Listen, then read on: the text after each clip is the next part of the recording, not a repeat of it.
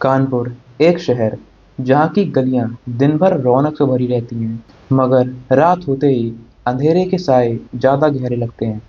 इस शहर के दो चेहरे हैं, एक चेहरा जो सबको दिखाई देता है, मगर इस शहर का एक ऐसा भी चेहरा है जो कि इतना खौफनाक है कि लोग उस पर भरोसा नहीं करना चाहते। आज हम आपको सुनाने वाले हैं ऐसी दो दास्तानें जो शायद आपका इंसानियत पर से भरोसा उठा दें। ये कहानी है अज़हर और हुसैनी जैसे दो दरिंदों की। तो तैयार हो जाइए, क्योंकि ये सफ़र आसान नहीं होने वाला।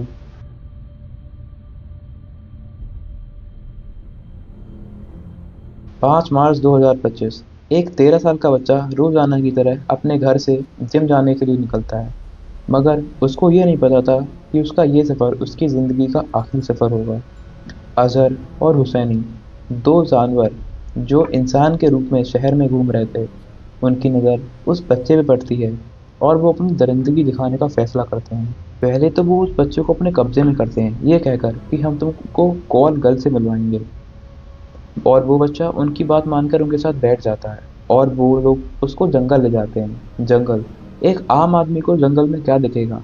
पेड़ और अंधेरा। मगर इन दो हैवानों को दिख रहा था मौका।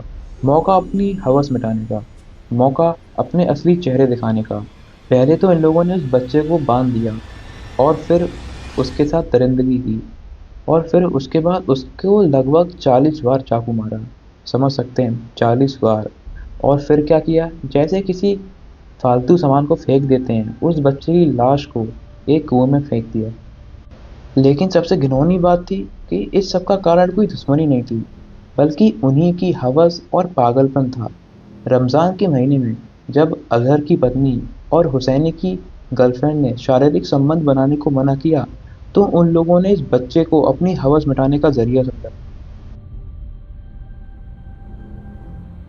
लेकिन इतना सब कर देने के बाद भी ये लोग शांत नहीं बैठे। इन लोगों ने उस बच्चे के घर पे फिरौती की मांग करी, लगभग 10 लाख रुपयों की। मगर उनके घर वालों को हुसैनी पे पहले से ही शक था, क्योंकि जिस दिन से उनका बच्चा गायब था, हुसैनी भी कहीं दिख नहीं रहा था। तो उन लोगों ने तुरंत पुलिस को बताया, और जैसे तैसे पुलिस ने हुसैनी को पकड़ा। और हुसैनी ने तुरंत सब कुछ कन्फेस कर लिया कि कैसे पहले उन लोगों ने उस बच्चे को किडनैप किया, फिर उसको बांधा और जंगल में ले गए और अपनी घिनौनी हरकत करी और उसको मारकर कुएं में फेंक दिया। मगर सवाल ये है कि अजहर कहाँ है? क्या ये भगोड़ा हमेशा छुपा ही रहेगा, या किसी दिन उसका भी हिसाब होगा? ये कहानी सिर्फ एक लाश की या एक जुर्म की नहीं है, बल्कि ये कहानी है इंसानियत की मौत की। उस बच्चे के माँ बाप की वो चीखें जो कानपुर की सूनी गलियों में हर रात गूंजेंगी, और ये चीखें शायद कभी ना रुकें।